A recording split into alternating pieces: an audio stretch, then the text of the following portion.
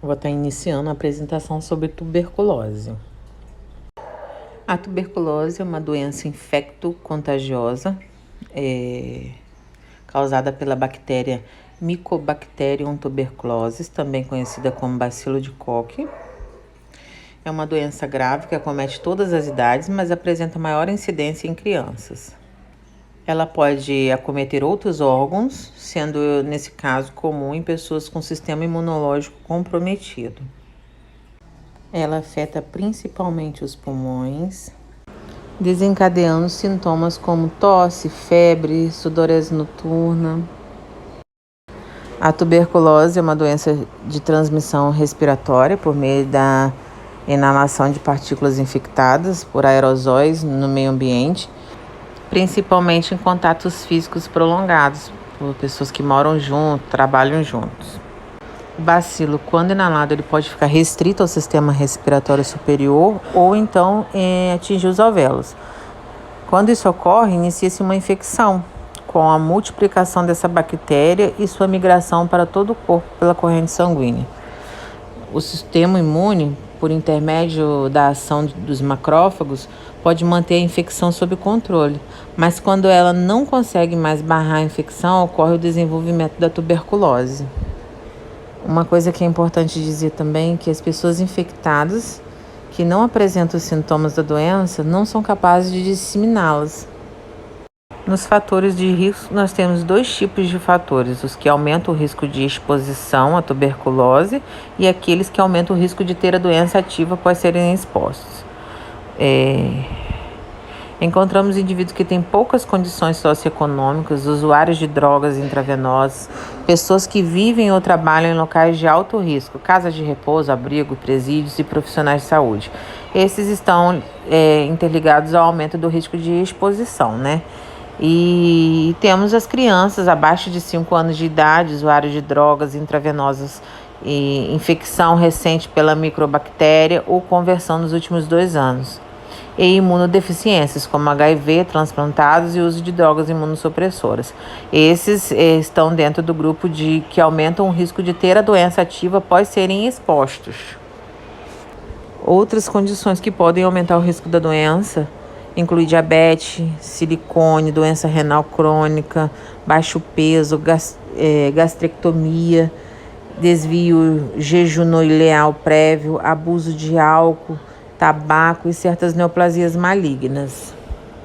Então, em relação ao diagnóstico, quanto mais precoce é a chave para um tratamento mais efetivo, né? Uma vez que um paciente com tuberculose pulmonar, em tratamento, ele pode ser responsável por infectar até 15 pessoas. É fundamental para fechar o diagnóstico a baciloscopia e cultura, os exames radiológicos, né, tomografia computadorizada do tórax, radiografia, também a broncoscopia e outros, né, prova tuberculínica cutânea, que é o PPD, sorológico, exame sorológico, bioquímico. Temos os exames bacteriológicos, que é a baciloscopia, né, que é o método prioritário, porque permite descobrir a fonte mais importante da infecção.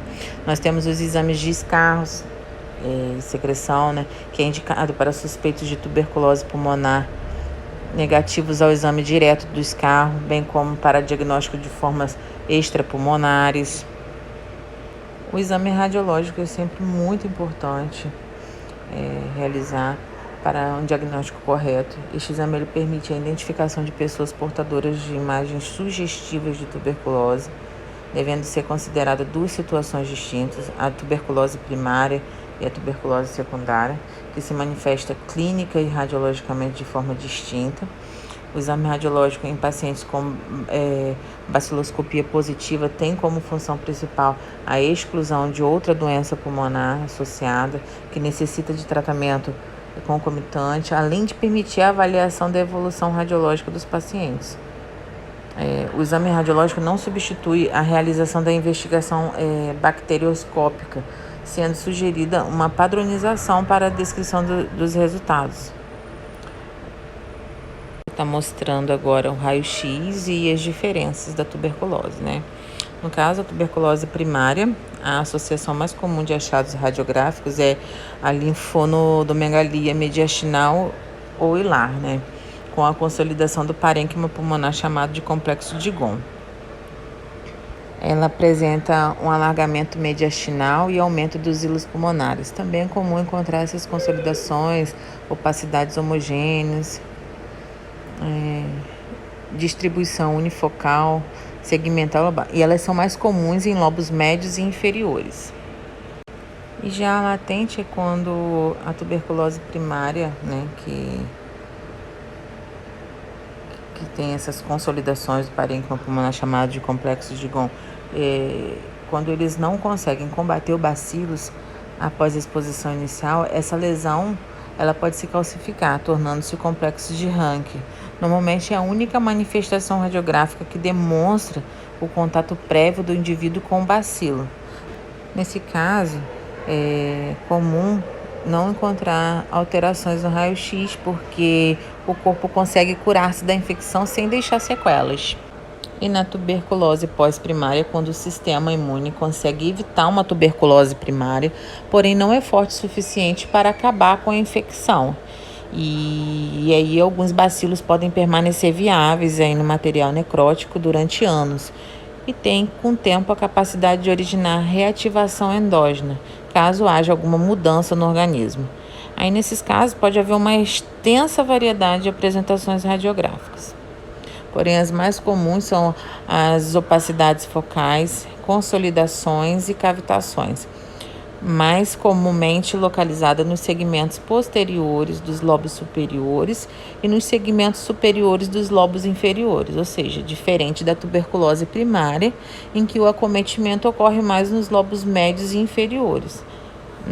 Na pós-primária, vemos uma predileção para as regiões mais apicais dos pulmões. No caso, o tratamento é realizado por meio de administração diária de vários medicamentos por um período de aproximadamente 6 meses.